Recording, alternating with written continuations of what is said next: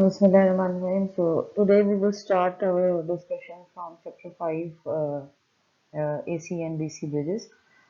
So first of all हम ये discuss करेंगे कि हम AC और DC bridges को यूज़ क्यों करते हैं. बेसिकली हमने इंडक्टेंसेस, अननोन इंडक्टेंसेस, कैपेसिटेंसेस और रेजिस्टेंसेस को फाइंड करना होता है या एम्पिडेंसेस को फाइंड करना होता है, तो उसके लिए हम ब्रिजेस को यूज़ करते हैं. और ये एक मतलब रेजिस्टेंस या इंडक्टेंस कुछ ऐसे नहीं है जैसे हमारे पास लैब में पड़ी हुई होती है जिसको हम कलर कोड के थ्रू या डीएमएम के थ्रू मेजर कर सकते हैं. हमारे पास इसको कॉन्टीन्यूसली मेजर हमने मॉनिटर करना होता है, कॉन्टीन्यूस मॉनिटर, इसके अंदर कॉन्टीन्यूस चेंजेस हो रहे होते हैं. तो किसी भी पर्सनल को हम वहाँ खड़ा करके इंडस्ट्री के अंदर इनको मेजर नहीं कर सकते. दैट्स वाई हम इनको किसी ब्रिज में लगा देते हैं जो कि कॉन्टीन्यूसली इसको मेजर भी करता रहता है और इसकी रीडिंग को in the form of electrical signal देता भी रहता है. और ये बेसिकली एक हाईएस्ट डिग्री ऑफ एक्यूरेसी के साथ अचीव किया जा सकता है काम. और इसकी हम बेसिक्स जो पढ़ेंगे वो डीसी ब्रिजेस को हम पढ़ेंगे. डीसी ब्रिजेस के अंदर जो सबसे कॉमन टाइप ऑफ ब्रिजेस आता है जो हम अभी तक प्रीवियस अपने एफएससी और प्रीवियस कोर्सेज प्रीरेक्विजिट्स में पढ़ चुके हैं, वो व्हीटस्टोन ब्रिज है.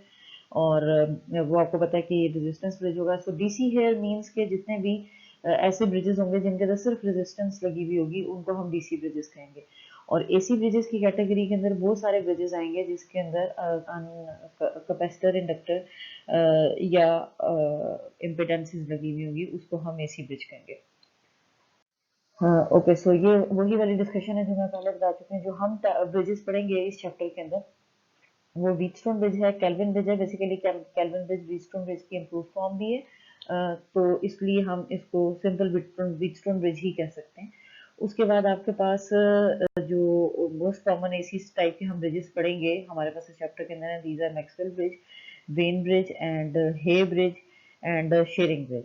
ठीक है जी. उसके बाद ये शेयरिंग ब्रिज आ गया. ठीक है. सो ये हम सारे ब्रिजेस को एसी ब्रिजेस की कैटेगरी में पढ़ेंगे. इसमें से कुछ ब्रिजेस ऐसे हैं जो कैनन कैपेसिटेंस मेजर कर रहे हैं, कुछ ऐसे हैं जो कैनन इंडक्टेंस मेजर कर रहे हैं, और बहुत सारे ऐसे हैं जैसे कैपेसिटेंस के अंदर भी हमारे पास टाइप होती है कि लो कैपेसिटेंसेस को मेजर करने का, हाई कैपेसिटेंस को मेजर करना, या लो इंडक्टेंसेस को मेजर करना, या हाई इंडक्टेंसेस को मेजर करना.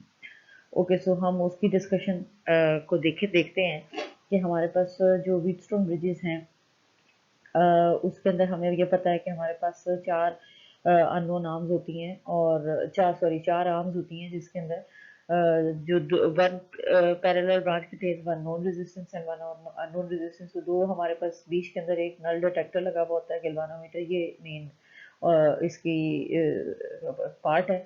देन हमारे पास एक वोल्टेज सोर्स होती है और हम इसके अंदर जनरली जो ये वाली आर्म होती है इस आर्म के अंदर हम आर एक्स कनेक्ट कर देते हैं जो कि अननोन होती है. और बाकी जो होती हैं वो हमारे पास उनको हम रेशो आर्म्स भी कहते हैं. इस R3 वाली आर्म को हम स्टैंडर्ड आर्म भी कहते हैं, उसको हम फिक्स रख देते हैं. बाकी ये जो दो आर्म्स रह गई हैं इन दो आर्म्स को हम रेशो आर्म्स भी कहते हैं. और इनको हम वेरी करके इस ब्रिज को बैलेंस कंडीशन में लेकर आते हैं. सो बेसिकली ये एक क्लियर फिगर है, यहाँ से हमें आइडिया हो जाएगा कि हमने R4 को डिटरमिन कैसे करना है. सो हम इसके अंदर कैसे वेरी करते हैं कि हम इन वैल्यूज को R1, R2, R3 को ऐसे एडजस्ट करते हैं. ये एडजस्टेबल रेजिस्टेंसेज होती हैं, इनको ऐसे एडजस्ट किया जाता है कि हमारे पास ये ब्रिज जो है ये बैलेंस कंडीशन में आ जाए. सो यहाँ पर हम मेक श्योर करेंगे कि बैलेंस कंडीशन क्या होगी कि हमारे पास इस गैल्वानोमीटर में से जीरो करंट फ्लो कर रहा होगा. इसको हम बैलेंस कंडीशन कहते हैं. या इन दो पॉइंट्स के क्रॉस, ये जो दो पॉइंट्स हैं इस पॉइंट और इस पॉइंट के क्रॉस जो वोल्टेज होगा, पोटेंशियल डिफरेंस होगा. Suppose this point is V A B, तो इस ये V A B will be equal to zero. ठीक है. तो ये हमारे पास बैलेंस ब्रिज का रहेगा. सो नल डिटेक्टर बेसिकली जो इसके अंदर लगा हुआ होता है व्हीटस्टोन ब्रिज के अंदर, वो कुछ इस तरह का लगा हुआ होता है कि हमारे पास उस नल डिटेक्टर की शक्ल कुछ ऐसी होती है कि उसका सेंटर जो है that is pointing to zero. So इस साइड के ऊपर हम ये मैं डिटेल में क्लास में भी डिस्कस कर चुकी हूँ कि हम इन तीनों आर्म्स को, रेशो आर्म्स को ऐसे एडजस्ट करते हैं कि हमारे पास ये किसी तरह जीरो के ऊपर आ जाए. द मोमेंट ये जीरो के ऊपर आता है तो हम कहते हैं ये ब्रिज बैलेंस कंडीशन में है. सो हम R1, R2 और R3 की रेशियोज की वैल्यूज देखकर ये कह देते हैं कि इसका मतलब कंफर्म है कि R4 की वैल्यू यही होगी, इसकी इक्वल ही होगी. सो इसको हम जो हमारे पास जनरली इस फॉर्म में होता है, ये जो अभी आपको नजर आ रहा है ये वही है आपके पास के ये स्टैंडर्ड आपके पास व्हीटस्टोन ब्रिज फिजिकली कैसा होता है कि यहाँ पर हम अननोन रेजिस्टेंस को कनेक्ट कर देते हैं, ठीक है। और आई थिंक ये अननोन रेजिस्टेंस है या ये आई थिंक कीज हैं, गैल्वानोमीटर की कीज भी, ये गैल्वानोमीटर और बैटरी की की भी होती है। एनीवेज ये जो हमारे पास लगी हुई है, इसके अंदर नॉब्स लगी हुई है, ये हमारे पास रेशियो रेजिस्टेंस की रेशियोज लगी हुई है। So when no current flows, इसको हम बैलेंस कंडीशन कहते हैं। तो ब्रिज अनबैलेंस कंडीशन में भी हो सकता है, लेकिन अगर अनबैलेंस कंडीशन होगा तो आप अननोन रेजिस्टेंस को नहीं कैलकुलेट कर सकते। सो बैलेंस कंडीशन इसके लिए होना जरूरी है।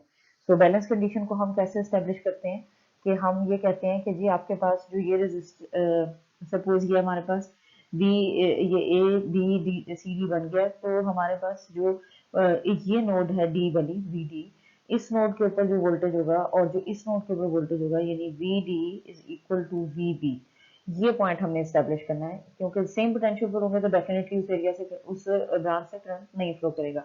सो वी डी क्या है? वी डी बेसिकली इस आई वन जो आर वन रेजिस्टेंस है, इससे गुजरने वाला, इसके क्रॉस वोल्टेज है, तो वो वोल्टेज किसके इक्वल होगा? आई वन आर वन के, क्योंकि इसमें से गुजरने वाला करंट आई वन है। और इसके क्रॉस वी बी किसके इक्वल होगा? ये वी बी है, that is equal to I two R two, and this is V D. So V D और वी बी एक दूसरे के इक्वल होंगे। एंड सिमिलरली अगर आप वी डी को इस तरह से एक्सप्रेस कर दें कि वी डी ये वाले वोल्टेज नहीं है, बल्कि वी डी ये वाले वोल्टेज है, तो फिर हमारे पास अगेन ये वाला point V D, and this is equal to V B, ठीक है। सो ये I three is equal to R four हो जाता है। I three R three is equal to I four R four. So यहाँ से हमने एक और बात कही कि अगर ये बैलेंस कंडीशन में है, तो ये जो आई वन यहाँ पर आ रहा होगा, ये डायरेक्टली यहाँ जा रहा होगा, there will be no current flowing है। अगर ऐसा सिनेरियो होगा तो इसका मतलब आई वन आर थ्री के इक्वल होगा और आई टू आर फोर के इक्वल होगा, क्योंकि आई टू डायरेक्टली यहाँ जा रहा है, इस एरिया के अंदर कोई करंट फ्लो नहीं कर रहा। सो जब हम इन दोनों को उस प्रीवियस इक्वेशन के अंदर 2.2 एंड 2.1 एंड 2.2 के अंदर पुट करते हैं, तो हमारे पास ये रेशियो कुछ इस तरह से आती है। इस रेशियो को अगर आप गौर से देखें तो ये कहती है कि आर थ्री आर वन और R three over R one. So हम इसको बजाय इसके कि हम इसको याद करें, हम इसके अंदर सिंपली ये देखते हैं कि हमारे पास ये आर थ्री है, ये आर वन है। अब इसको R one over R three भी लिख सकते हैं, इससे कोई फर्क नहीं पड़ता। So R one over R three की ratio R two over R four की रेशियो की इक्वल होनी चाहिए। सो दैट मीन्स अगर ये फोर है, अगर ये फोर है तो ये टू है, ठीक है। Suppose then four by two की रेशियो क्या बनी? टू बनी इसकी रेशियो। तो यहाँ पर अगर आप 16 ओवर 8 भी कर देंगे, जो कि बाहर बहुत डिफरेंट लग रही है रेजिस्टेंस की वैल्यू, लेकिन इसकी रेशियो भी 2 है। सो ये ब्रिज बैलेंस कंडीशन में तब भी आ जाएगा। सो बेसिकली इनकी रेशियोज इक्वल होनी चाहिए, ये रेशियो। सो यहाँ से हमने डिराइव किया कि R4 हमारे पास इस वैल्यू के इक्वल आता है, इस वैल्यू के इक्वल आता है, R3 R2 and R1। So the moment आप इन वैल्यूज को एडजस्ट करते हैं, R3 R2 एंड R1 को, तो हमारे पास जो जैसे ही बैलेंस कंडीशन आती है, उस कंडीशन के ऊपर हम कहेंगे कि अब ये जो R3 R2 एंड R1 की वैल्यू है, this is equal to R4। ठीक है जी, ये बात क्लियर होगी। तो यहाँ पर उसने एक एग्जांपल दे दी है और इसमें उसने ये कहा कि जी R X at balance condition आपने निकालना है। सो आर एक्स का फार्मूला क्या था बैलेंस कंडीशन निकालने का? कि हमने अभी आर एक्स का की बैलेंस कंडीशन को डिफाइन किया था, that R X was equal to R two. और सो इसको अच्छा यहाँ पर जाने के लिए हमें सिंपली क्या करना पड़ेगा? हम उस फार्मूले के ऊपर जाएंगे, हम कहेंगे जी R one over R three था और R two over R four था, यानी आर एक्स था, ठीक है। So R X R one हो गया and R three R two हो गया। तो इसका मतलब ये है कि R two over into R three over R one is equal to R X. तो ये फार्मूला आ गया हमारे पास। यहाँ से हम आर टू की वैल्यू देखते हैं कि आर टू की वैल्यू क्या है। आर टू की वैल्यू है जी 15, आर वन की वैल्यू, आर थ्री की वैल्यू है 32 एंड आर वन की वैल्यू है 12 and this is equal to R X. तो यहाँ से हमें आर एक्स की वैल्यू मिल जाती है, ठीक है जी। अच्छा, उसके बाद हमारे पास ये तो था कि ये हम प्रीवियस डिस्कशन कर रहे थे कि हमारे पास व्हीटस्टोन ब्रिज को हम एफएससी में पहले भी पढ़ चुके हैं। सो ये हमारा ये जो नेक्स्ट है टॉपिक, वो हमारा मेन कंसर्न है। तो वो ये कहते हैं कि हमारे पास जो व्हीटस्टोन ब्रिज है वो 1 ओम से लेकर फ्यू मेगा ओम तक की रेजिस्टेंस को मेजर कर सकता है। अभी हम ये आगे पढ़ेंगे कि हम बहुत ज्यादा हाई रेजिस्टेंस के ऊपर क्यों नहीं जाते। सो लेकिन इसके अंदर सोर्सेज ऑफ एरर होते हैं, और वो एरर्स क्यों आते हैं? और वो एरर्स बेसिकली सबसे पहले तो हमारे पास टॉलरेंस की वजह से आते हैं। ये हम एक्यूरेसी की बात करें कि रेजिस्टेंस हमारे पास जितनी भी रेजिस्टेंस कनेक्टेड होती है उनका कुछ टॉलरेंस बैंड होता है, यानी जो हम वैल्यू अज्यूम कर रहे होते हैं कि इसकी वैल्यू ये है, हम टॉलरेंस को पहले पढ़ चुके हैं, उतनी वैल्यू नहीं होती, तो थोड़ी बहुत एक्यूरेसी का जो फ्लक्चुएशन परसेंटेज एरर है वो इसकी वजह से आ सकता है। लेकिन जो इम्पोर्टेंट हमारे पास बात है वो ये है कि insufficient sensitivity of the null detector. इसका मतलब ये है कि नल डिटेक्टर, आप रिकॉल करें कि हमने नल डिटेक्टर गैल्वानोमीटर लगाया हुआ था और वो गैल्वानोमीटर यहाँ पर 0 पॉइंट करता था, तो हम कहते थे कि हमारे पास कोई करंट नहीं फ्लो कर रहा है। Suppose the galvanometer is insensitive और वो स्मॉल करंट जो कि सपोज माइक्रो एम्पेयर्स में था या नैनो एम्पेयर्स में था उसको डिटेक्ट ही नहीं कर पाया, तो उसने क्या शो किया, 0 शो किया। तो आपने ये ज्यूम कर लिया कि ब्रिज बैलेंस कंडीशन में था, जबकि ब्रिज बैलेंस कंडीशन में नहीं था, उसमें से कुछ नैनो एम्पेयर्स का करंट या कुछ माइक्रो एम्पेयर्स का करंट फ्लो कर रहा था। सो एक इनसफिशिएंट, जब आप उसको बैलेंस कंडीशन पे ले आए, एक्चुअली वो बैलेंस में नहीं था, तो आप जो रेजिस्टेंस मेजर करेंगे वो सही नहीं होगी। अच्छा, उसके बाद हमारे पास दूसरे टाइप का error, this is the first type of error, और सेकंड टाइप ऑफ एरर हमारे पास आता है हीटिंग की वजह से। हमें ये पता है कि जब भी हम करंट को रेजिस्टेंसेस में से फ्लो करवाते हैं तो हमारे पास आई स्क्वायर आर एरर्स प्रोड्यूस होते हैं, जिसकी वजह से टेम्परेचर इंक्रीज करता है। सो हमारे पास इस हीटिंग इफेक्ट की वजह से और जैसे ही टेम्परेचर इंक्रीज करता है, हमें ये पता है कि रेजिस्टेंस की वैल्यू जो सी है वो बढ़ जाती है किसी भी कंडक्टर की रेजिस्टेंस की वैल्यू टेम्परेचर के बढ़ने से। तो रेजिस्टेंस की वैल्यू बढ़ गई, जब रेजिस्टेंस की वैल्यू बढ़ गई या चेंज हो गई, तो इसका मतलब ये है कि आपके पास अब आप एक्यूरेटली वैल्यू को मेजर नहीं कर रहे, आप अज्यूम आपने किया है कि जो ब्रिज आर्म्स के अंदर रेजिस्टेंस लगी हुई है उनकी वैल्यू कुछ और थी, लेकिन उसके अंदर कुछ चेंज हो गया है। वो चेंज डेल्टा आर क्यों आया है, डेल्टा टी की वजह से। ओके, सो हम इसको ओवरकम कर सकते हैं बाय कंट्रोलिंग टेम्परेचर। हम इसके अंदर टेम्परेचर को अगर कंट्रोल करें तो इस एरर को ओवरकम किया जा सकता है। ओके, सो थर्ड नंबर पे जो एरर है हमारे पास वो है थर्मल ईएमएफ का। So thermal EMF is related to Seebeck effect, जिसको हम प्रीवियसली ही थर्मोकपल में पढ़ते हुए आए। सो सीबेक इफेक्ट ये कहता है कि जब आप दो डिसिमिलर मेटल्स को ज्वाइन करते हैं और उनके क्रॉस टेम्परेचर वेरी करता है, तो हमारे पास उसके क्रॉस पोटेंशियल डिफरेंस या मिली वोल्ट में कुछ आउटपुट जनरेट होती है। सो गैल्वानोमीटर के अंदर डिसिमिलर मेटल कहाँ पर आ सकती है कि हमारे पास सपोज ये गैल्वानोमीटर है और इस गैल्वानोमीटर की ये कनेक्टिंग वायर्स हैं, and suppose these connecting wires are made up of iron. ठीक है जी, और हमने इसको ब्रिज के सर्किट में कनेक्ट किया और वहां पर हमारे पास ऑलरेडी जो वायर्स लगी हुई थी वो कॉपर की थी। सो हमारे पास यहाँ एक जंक्शन बन गया दो डिसिमिलर मेटल्स के दरमियान, कॉपर एंड आयरन, और यहाँ भी एक जंक्शन बन गया जो कि कॉपर एंड आयरन का। सो ये दो डिसिमिलर मेटल्स के जो जंक्शन क्रिएट हुआ, इसमें से थर्मल ईएमएफ प्रोड्यूस हो सकते हैं, जिसको अवॉइड करने के लिए हम जनरली सेम मेटल की कनेक्टिंग वायर्स यूज करते हैं। अच्छा, उसके बाद हमारे पास एक और टाइप का जो एरर अक्कर होता है जनरली, वो है कि lead wire error, that error is known as lead wire error. और लीड वायर एरर क्या है, लीड वायर एरर ये कहता है कि सपोज हमारे पास ये ब्रिज कनेक्टेड है और इस ब्रिज के अंदर ये अननोन नाम है, ये वाली अननोन नाम है। सो इस अननोन नाम के अंदर हमारे पास यहाँ पर किसी डिस्टेंस के ऊपर सपोज एक अननोन रेजिस्टेंस पड़ी है, ये आर एक्स। ठीक है, और इस आर एक्स की को हमने बहुत लंबी लीड वायर से कनेक्ट किया। हमें ये भी पता है कि कोई भी कंडक्टर हो उसकी कुछ रेजिस्टेंस जरूर होगी, सो इन लीड वायर्स की भी अपनी कोई रेजिस्टेंस होगी। सो अब आपके पास जो लीड वायर जो टोटल रेजिस्टेंस बन रही है आर एक्स, वो एक्चुअली आर एक्स नहीं है, वो क्या है, वो है R X plus R L one plus R L two. So ये टोटल रेजिस्टेंस है जो, तो जब आप ब्रिज को बैलेंस करके आर एक्स की वैल्यू निकालते हैं, वो एक्चुअली ये अकेली आर एक्स नहीं होती, वो ये वाली आर एक्स होती है। इसको कहते हैं लीड वायर एरर। ये बेसिकली क्यों आया, क्योंकि लीड वायर की अपनी कुछ रेजिस्टेंस, एक्स्ट्रा रेजिस्टेंस थी, जिसकी वजह से हमारे पास एरर आता है। उसको ओवरकम करने के लिए हम केल्विन ब्रिज डिजाइन करते हैं। केल्विन ब्रिज ये कहता है कि आप चाहे जितनी बड़ी लीड वायर्स लगा दें, अगर आप केल्विन ब्रिज के थ्रू को यूज करेंगे तो वो इस इफेक्ट को कंपनसेट कर देगा।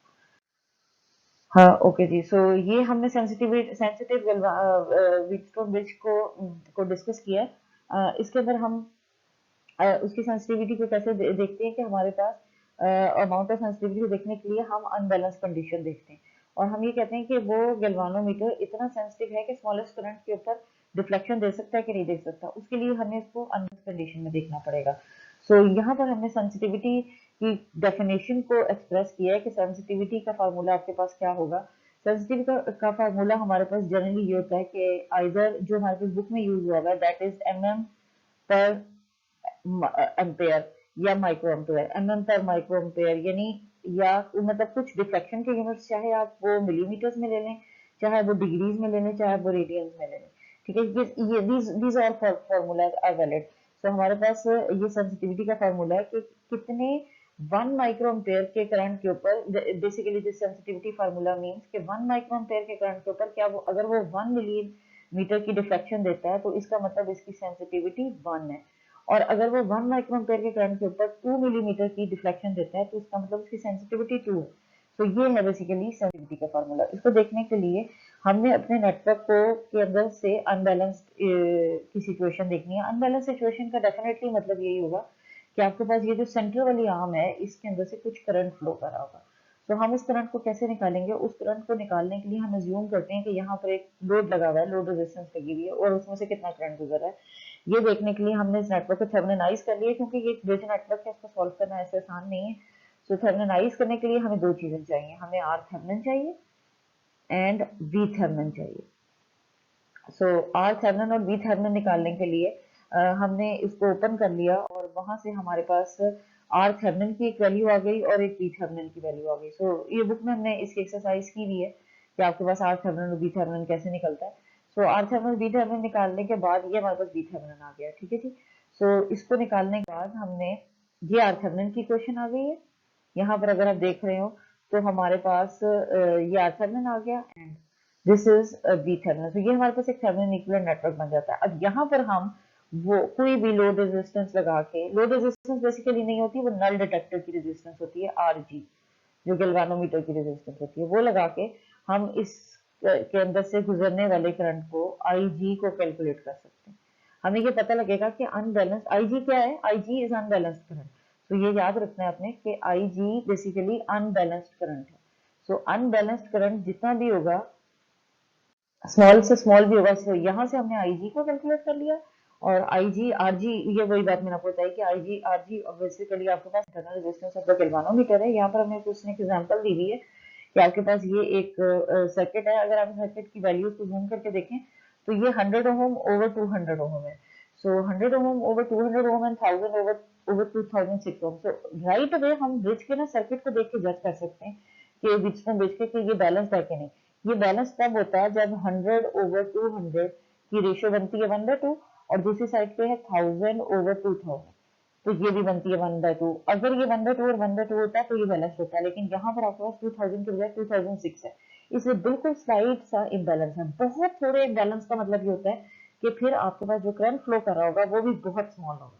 सो हमने ये किया कि इसको थर्मलाइज करने के लिए सबसे पहले इस गैल्वानोमीटर को यहाँ से रिमूव कर दिया, उतार दिया। उसके बाद हमने इसका थर्मल वो किया, वो इसको बैटरी वोल्टेज को शॉर्ट कर दिया और आर थर्मल निकाल ली। तो आर थर्मल आ गई हमारे पास। उसके बाद हमने बैटरी को वापस कनेक्ट किया और इन सर्किट ओपन सर्किट टर्मिनल्स के क्रॉस वी थर्मिनल निकाल लिया। तो हमारे पास एक वी थर्मिनल की वैल्यू आई और हमने फिर ये इक्विवेलेंट नेटवर्क बनाया, इसके अंदर आरजी को वापस पुट कर दिए गैल्वानोमीटर की रेजिस्टेंस को। वो उसने देखें आपके पास ऊपर सर्किट में दिया हुआ होगा, उसने कहा जी कि हमारे पास 100 ओम ये आरजी है, ये आरजी है। सो 100 ओम को हमने यहाँ पर गैल्वानोमीटर के अंदर लगा दिया तो हमारे पास फाइनली करंट आता है 3.32 माइक्रोएम्पेयर, ये अनबैलेंस करंट है। तो क्या ये गैल्वानोमीटर सेंसिटिव इनफ है कि वो इस करंट के ऊपर डिफ्लेक्शन दे सके इतने स्मॉल करंट के ऊपर? तो उसने ये कहा है कि गैल्वानोमीटर की सेंसिटिविटी उसने दी हुई है, दैट इज 10 mm पर माइक्रोएम्पेयर। सो हमने हमारे पास सेंसिटिविटी का फॉर्मूला था डिफ्लेक्शन बाय करंट, यानी mm बाय बाय करंट। सो या एम्पेयर। सो अगर हम इसको करंट से ही मल्टीप्लाई कर देंगे तो दोनों कैंसिल हो जाएगा, हमें ये पता लगेगा ये कितनी डिफ्लेक्शन देता है। This is 33.2 mm। सो अगर मैं इसको सेंटीमीटर में कन्वर्ट करूं तो ये 3.3 सेंटीमीटर से 3.32 सेंटीमीटर बनता है, जो कि विजिबल है, नजर आएगा हमें। तो इसका मतलब ये है कि ये इतना सेंसिटिव है ये गैल्वानोमीटर कि ये इतना जो इम्बैलेंस्ड करंट है उसको सेंसिटिव इनफ है कि उसको डिटेक्ट करा है। अगर यहाँ पर हमारे पास सपोज ये सेकंड एग्जांपल है, उसने कहा कि अगर आपके पास सेंसिटिविटी 1 मिलीमीटर पर माइक्रो एम्पेयर हो तो क्या होगा। तो सबसे पहले तो हमने ये सॉर्ट आउट करना है कि क्या 10 mm पर माइक्रो एम्पेयर वाला वोल्ट एमिट नल डिटेक्टर सेंसिटिव है या 1 mm पर माइक्रो एम्पेयर वाला एमीटर सेंसिटिव है। सो यहाँ पर दिस इज वेरी इंपॉर्टेंट, अगर आपको ये समझ आ जाता है तो डेफिनेटली ये वाला वोल्ट नल डिटेक्टर ज्यादा सेंसिटिव है। इसका मतलब क्या है कि 1 माइक्रो एम्पेयर का जब करंट आया था तो उसने 10 mm की डिफ्लेक्शन दी थी, यानी 10 mm मिलीमीटर वो आगे मूव किया था, और यहाँ पर 1 माइक्रो एम्पेयर की डिफ्लेक्ट करंट आया था तो सिर्फ 1 mm मूव किया था। सो सेंसिटिविटी ज्यादा जितनी होगी उतना ही ज्यादा वो सेंसिटिव इनफ होगा और स्मॉल करंट के ऊपर बड़ी डिफ्लेक्शन देगा। सो यहाँ पर उसने एक और एग्जांपल को देखा, इसको आप देख लीजिए। ओके, सो ये एक और एग्जांपल है। इसके अंदर हमें एक अनबैलेंस करंट दिया हुआ है, आपने इसके अंदर से कैलकुलेट करना है कि इसके अंदर करंट क्या है।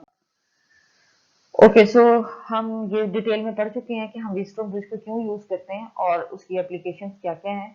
सो ये वही रेपिटेशन है, उसके एडवांटेजेस क्या क्या हैं और उसके लिमिटेशंस क्या क्या हैं। So this is for your own study, इसको आप डिस्कस कर लीजिए।